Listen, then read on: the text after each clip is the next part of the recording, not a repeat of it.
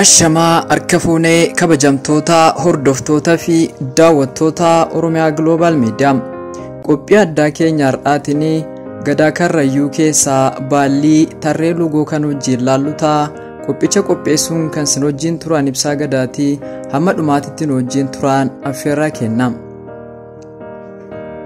Gadaa karrayyuu baallii tarree Gadaa karrayyuu baallii tarree lugoo gaaf laalluu uummanni Oromoo erga gadaan buluu jalqabee jaarraa hedduu lakkoofsiseera. Jalqabamuun sirna gadaa qaroomina dhala namaa keessaa qaroomina uummata Oromoo waliin gama siyaasaa, diinagdee fi hawaasummaatiin hidhata guddaa kan qabudha. Uummanni Oromoo durdura osoo qaroomni sirna bulchiinsa dimookiraasiin jalqabamin dura fakkeenya sirna bulchiinsa dimookiraasii addunyaa keenyaa kan ta'e sirna gadaa Oromootiin wal bulchaa ture. Sirnoota dabran keessaa uummanni Oromoo aadaa fi seenaa isaanii dagatanii eenyummaa isaanii akka wallaalaniif waggoota dhibbaa oliif dhiibbaan garaagaraa irratti raawwatamaa tureera. Godinaalee Oromiyaa dhiibban sirna bittaa osoo isaan hin danqin aadaa fi duudhaa isaanii ganamaa kan ta'e bulchiinsa sirna gadaa Oromootiin bulaa kan turanii fi ammas sirna kanaan bulaa fi bulchaa kan jiran keessaa Oromoon karrayyuu isa tokko. Bulchiinsa sirna gadaa Oromoo keessatti wal harkisuu Bulchiinsa sirna gadaa Oromoo keessatti wal harkaa fuudhiinsi aangoo waggaa 8 kan raawwatamu yommuu ta'u, sirni wal harkaa fuudhiinsa aangoo Oromoota karrayyuu immoo kanneen biroo irraa waan adda isa taasisu qaba. Haaluma kanaan hawaasni Oromoo karrayyuu sirna wal harkaa fuudhiinsa aangoo kan jalqabu waggaa 8 eeguu osoo hin taane waggaa 6ffaa irratti. Tuuta aangoo fudhatuuf sirna goobaa yookaan walakkaa aangoo isaa kennuun waggootii 2f leenjiiwwan adda addaa bulchiinsa sirna gadaa irratti barbaachisan bal'innaa fi gadi fageenyaan erga laatee fi booddee dhuma waggaa 8ffaatti aangoo isaa guutumatti kan kennuuf ta'a. Sirni kun sirna goobaa yookaan immoo walakkaa aangoo jedhamuun beekama. Sirni kun kan geggeeffamu tuunni gadaa tokko aangoo sirna gadaa fudhatee erga harkaan gaatee booddee waggaa 6ffaa isatti sirna kabajamudha.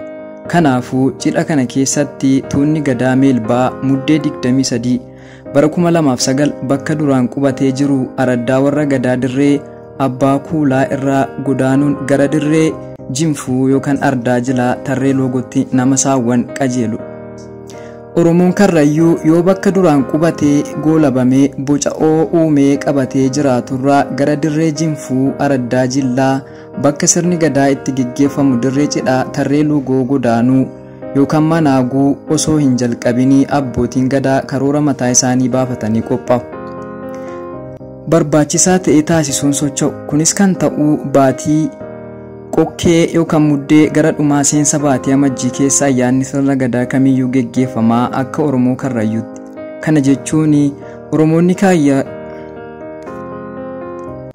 Kana jechuun Oromoonni karrayyuu jila kamuu kan geggeessan seensa baatii amajjii keessa ta'uu isaa agarsiisa. Kanaafuu sirni kabaja ayyaana ciicoo guddaa hawaasa Oromoo karrayyuu bara 2009 gaafa muddee 23 kaasee hanga amajjii 28 bara 2009tti bifa ho'aa fi miidhagaa ta'een kabajamee ni agarsiisa. Jilli kun bakka qubatee jirurraa abbaa kuulaa irraa muddee 23 socho'uun karaa bulee gaafa muddee 24 bara 2009 waaree booda bakka lafa jinfuu jilaa tarree lugoo gahuun haaluma kanaan jila isaa kaateetiniin kan turu ta'a. Haaluma kanaan sirni cidhaa tarree lugoo akkuma kaleessaa duudhaa isaa ganamaa eeggatee bifa ho'aa fi miidhagaa ta'een itti fufuun amajjii 8 bara 2029 kana dura kan xumurame irraa laaluun ni danda'ama. Tarreen lugoo kun bakka jiituu afaan lagaatti. Tarreen lugoo kun bakka jiituu afaan lagaatti waan argamtuu fi muka lugoo jedhamtu irraa kan moggaafamedha. Warri gadaa gaafa dooroomuu hanga waggaa 8tti naannoo qubata. Yaa ta'u malee Oromoonni karrayyuu waggaa 6 boodaan gafa quxusuun tarree lugoo kanatti bahee tarrisee sarara galee daggalaa'uun qujubaata. Hootaanaa bakkuma duraan abbootii fi akaakileen isaanii irra qubatan irra qubatu. Tarree lugoo tarree biraa irraa adda kan taasisu akka lafa muudaatti ilaalamuu isaati. Hanga tarree kana qubachuuf ka'anii kan biyyatti himataniif akki biyyi baatee nama garagaltuufidha. Tarree luugoo tarree biraa irraa adda kan taasisu akka lafa muudaatti ilaalamuu isaati. Hoggaa tarree kana qubachuuf ka'an kan biyyatti himatanii fi akki biyyi baatee nama gargaartuufidha. Keessattuu warri walaanaa gadaa fudhachuuf qophaa'u dura deemee karaa cira. Meeshaa isaanii geejjibaan godaansisaaf. Warri walaanaa warra itti aanee gadaa fudhatu yoo ta'u, kun immoo warra raabaati. Warri gadaa harka qabu sirna kanarratti ni gammadu, itti tolas. Hoggaa bakka tarree luugoo gahee dura dursoo abidda buusa. Geejjiba meeshaan ciisa. Hookanaa warri raabaa araddaa reebaa. Araddaagaa reebee jechuun ni oori'aa ni ceha jechuudha. Warri hoggaa qubatu akkana jedha. Hooda rarraataa loon kormaa rugee, ta'aara tapha buuruu taajjabaa loon kormaa rugee. Yaa hiriyyoo yoom seensaayyoo hoodaa raaraataa loon kormaa rugee. Tulluu sulula gootaatu waa muraa hooda raaraatu loon korma rugee. Ka arge dhiisee haati maldeessee hooda raaraataa loon kormaa rugee. Nan qaani'ee har'a qoosaa heegeree hooda raaraataan loon korma rugee. Oromoo Karrayyuu hoggaa dirree kana qubatu akkana jedha. Aadaa teenya hin balleessin Oromoo aadaan bultu nu godhu. Dhaddachoo si qabadhee qabaa balaa jalaa nu baasi. Arraba nu hin ciccirin aadaa nu hin jijjiirin. Oromoon jiituu jiidha nu hin dhoowwatin gadaa teenya gadaa mi'aayinnaa nu godhu jedhanii erga eebbifatanii booddee geejjiba hiikam. Wayita kana abbaan bokkuu dhaabatee oori'aa jedha. Muka guuraa fidaa jechaadha. Muka guuree fidee gadi dhaabu. Mukni kunis kaataarii jedhama. Warri kun dhaddacha hin tuqu. Dhaddachi muka kadhaa waaqaa waan ta'eefidha. Muka kana erga dhaabee booddee akkana jedha.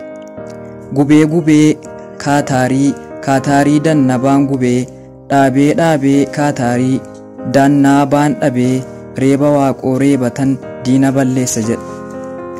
Sana booda bokkuun korbeessaa qala. Maqaan korbeessa kamanaa korbeessa huufeennaa jedhama. Tulluu korbeessi kun irratti qalamu tulluu huffeennaa waan ta'eef yoo ta'u, gama biraatiin korbeessi kun korbeessa tahuullettis ni jedhama. Korbeessa waadee nyaatee dhiiga biyyee waliin waldeessee kolbaataa yookaan biljaataa hoggaa fixe gara warra deebi'uun akkana jedha. Haayaa maal muumuu gadda dhiiguu muddee muddaa akaakee kiyyaa hayi maal muumuu gadda dhiigaa muddee. Dolooloon kurriftee raachi koqaa bulee haayaa maalmuu gadda dhiigaa muddee yoonan roobsuu baadhee maddisiisuu baadhee hayi maal muumuu gadda dhiiguu muddee dhiigatu maalessaa hayi maal muumuu gadda dhiiguu muddee gaafa namaa gamtee gootatti dheessanii hayi maal muumuu gadda dhiiguu muddee. Hoggaa karaa biraa ga'ee galuuf gaabbii sayyoo roobee biyya gabbisee. Oromoo fuula booruudhaa booru yaa fuula waaqayyoo. Oromoo ummanni bulaa qaalluu ayyaanaan bulaa roobee biyya gabbise jedha. Sana booda karaa bokkuutti gala. Egaa baatiin baatee guyyaa 4 bulee booda godaanee qubata. Sana booda biyyi harkaa guhaadaan ni gala. Kun hanga goobanuu galma jaraatti gaafa dukkana dursan cinii qalama.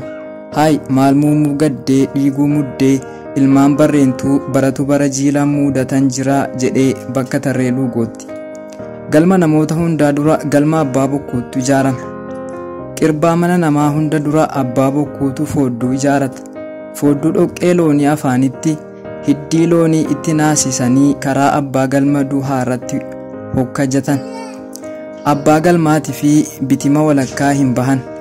Hobbahaan foodduun nuttu kaalaa yookaan nu qaalisee nutti huffate jedhu. Isintu booddee miiluu yookaan komii fidachuudha. Gadaa abbaa bokkuu duratti ardaanyiin ijaarama. Bakka kanatti ibiddi bobeessanii akka hin dhaamne tiiksee yookiin jajjabiitti godhan. Namni saraddaagaa kana gidduu hin bu'u. Yoo bahees ni tuumama.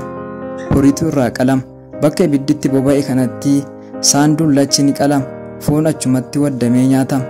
Bakka cidhaa araddaa jilaa kana deemuun dhoowwadha. Namuu gumaacha foodduu gubatee eeggata. Ol fagaata. Guyyaa cidhaa gumaachitu namni hunduu ala ciisee taa'ee hanga intalti abbaa bokkuu hangafti galtutti eega. Hogguu isiin galtee siimoolee fi abeentaa yookaan warri abbaa bokkuu uwwisan. Eegaa mi'oon warri abbaa bokkuu ammayyuu dhageessiftee booda namuu ol ka'ee dhaabbata. Sana booda karaa numarrattu hammayyoo fi damballeen dhagahamuu jalqaba. Sirba damballee warri dhiiraa yoo taphatanii hammayyoo immoo dubartoota taphata. Warri jilaa hammayyoo fi dambalee taphatee erga quufee booddee namuu galee keessummaa isaatti dhiyaata. Galma nama hundaa keessatti loogatu dhaabbata. Dursa garuu kan abbaa bokkuutu dhaabbata. Looga sirna ciicoo buttaa keessatti funyoo fi hokkoon walitti loogoo jedhama. Ciicootti aannan naqame qadaaduun utubaatti hidhama. Abbaa warraa qabatee ijjata dhaabbata. Abbaa galmaa qadaaduu looga mijuu keetii mijuu jiree rooba abbaa waaqoo tana tan warra diluu wal barbaadu tanaa walitti hooraa walitti bulaa bu'uuruma kanaan halkan kana galma nama hundaa keessatti sirni ciicoo buttaa ni hojjetama. Waggaa barii warri abbaa bokkuu korma qala. Kormi kunis korma qilxuu jedhama. Kormi kun ifa golgolaa barii keessa yoo qalamu warri raabaa hunduu dhufee qabata. Warra raabaa kana duraa namuu qabachuu hin danda'u. Sababa dooriin namaa hin dhiifnee fi korma kana kolbeetu raawwatu yoo ta'u sana booda naanna'uun akkana jedhu. Qaluun minyaa nan kennee nan fudhaa, qaluun minyaa nan kennee nan fudhaa, bokkuun minyaa nan kennee nan fudhaa, bokkuu minyaa nan kennee nan fudhaa, gateetti hoolaa kormaa addaa jaboo, qumbiin nyaararraa qabaa waan toloo, durii marroo si maree yaa waaqa nama garsaa, siifan maraa rabbuma lubbuu nama garsii, siifan maraa yaa bokkuu jireenya nama garsii, siifan maraa yaa bokkuu dayuu nama garsii. Erga kormi abbaa bokkuu qalamee boodee namuu korma cidhaa hin buruuqin qala. Gara naafayaatti warri jilaa kan fedhe ni gala, kan fedhes ni turu. Sana booda warra walaanaatti gooba, walakkaa aangoo sirna gadaa jechuudha. Abbaa bokkuu lamaan maraan wal harkaa fuudhan, jaarsi biyyaa walakkaa dhaabbatee kennaaf. Hooggansa manguddoon akkana jetti. Ija agartuu keenya ijarraa nu hambisaa, gadaa tuutaa kana waaqatu gahee, ta jirtu hin badin, ta hin jirre hin dhalatin, tuuta kana gadaa akka kennitan maraa biyyeen isinitti waawwaanaa. Erga jedhanii boodaa gadaa karoobaa gabbinaa haa taatu jedhanii eebban irraa fuudhanii kennaniif. Tuutti warra gadaa fudhatee kun hanga waggaa lama akkana jedhuun taphata.